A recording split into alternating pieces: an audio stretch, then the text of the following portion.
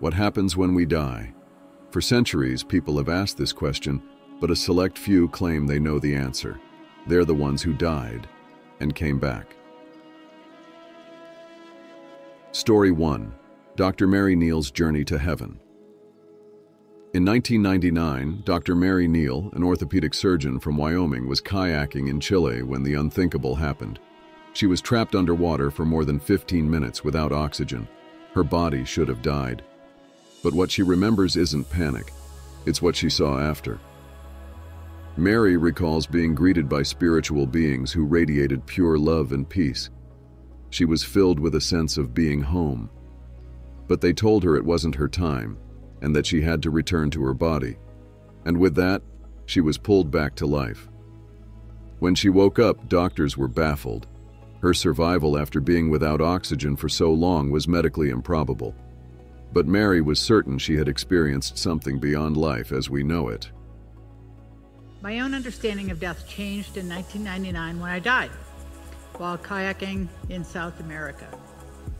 I was pinned under 8 to 10 feet of water at the base of a waterfall, and I was without oxygen for 30 minutes before CPR was initiated. And when I regained consciousness, I was in a state of shock. Not because I just drowned, not because of my multiply broken legs, and not because I was on the side of a remote river with no access to medical care. No, I was in an absolute state of shock because I could not believe that I'd been sent back to my body from a place I will call heaven. Story 2. Howard Storm's Transformation. Howard Storm, a college professor and atheist, found his life transformed in 1985. While traveling in Paris, he suffered a perforated stomach. As his condition worsened, he felt his consciousness leave his body. Howard described entering a dark void where shadowy figures taunted and mocked him.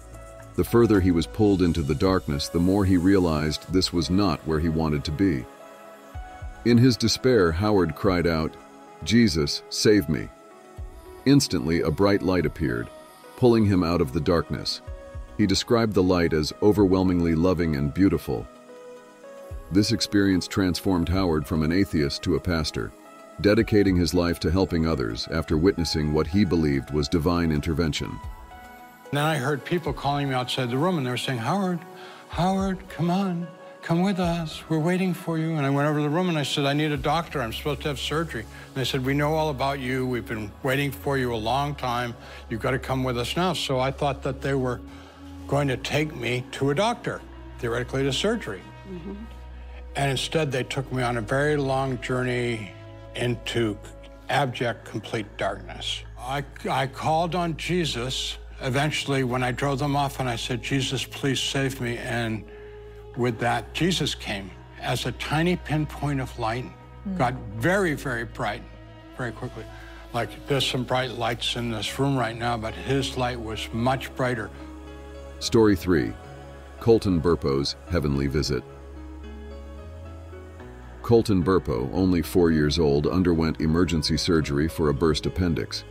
During the operation, Colton's heart stopped, and later, he claimed to have visited heaven. Colton described meeting a sister in heaven, someone he had never known. When his parents asked him how he knew about her, he said that she told him she had died in their mother's womb, a miscarriage they had never mentioned.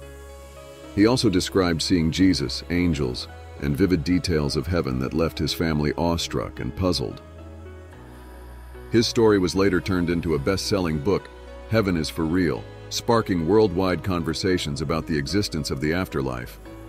I knew that the first person I saw was Jesus. He was wearing white robes with a purple sash, and he just came down nicely and gracefully. And I just looked at him like, well, how do you know you have 2 sisters? Well, she told me. And then he proceeded to describe her. She looked like Cassie, but she had brown hair.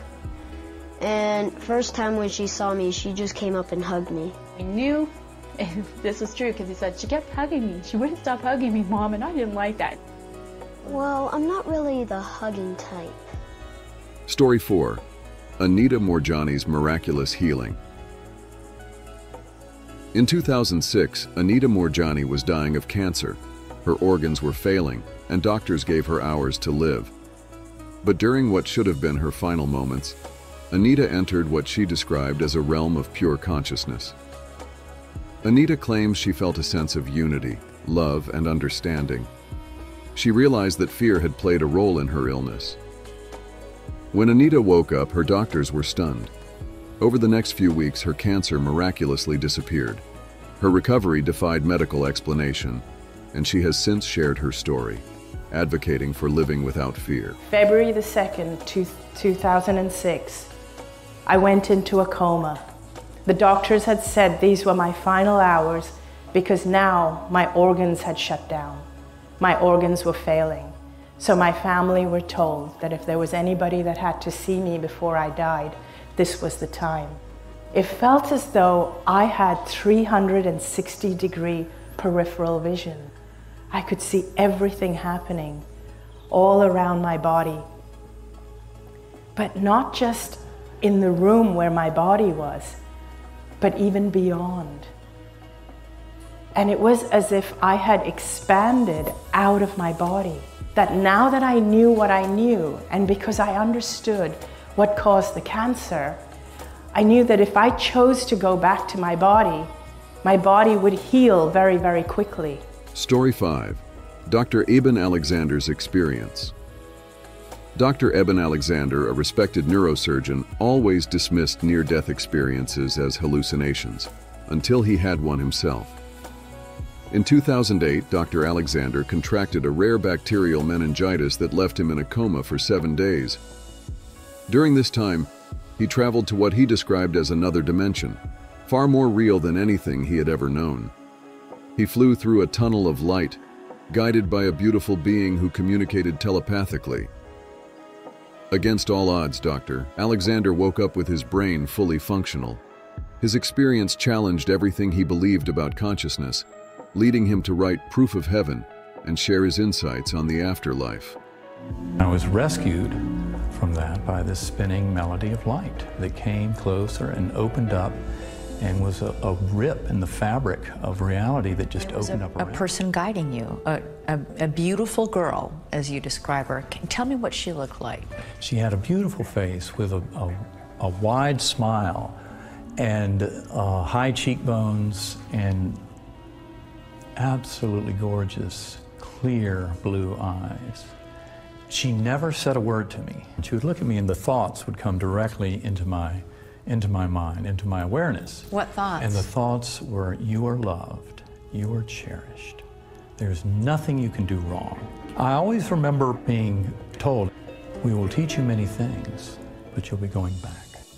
These are just a few of the countless stories of people who've been to the brink of death and come back with incredible tales. Their experiences challenge what we know about life, death, and what may lie beyond. Do you believe in life after death? Share your thoughts in the comments below.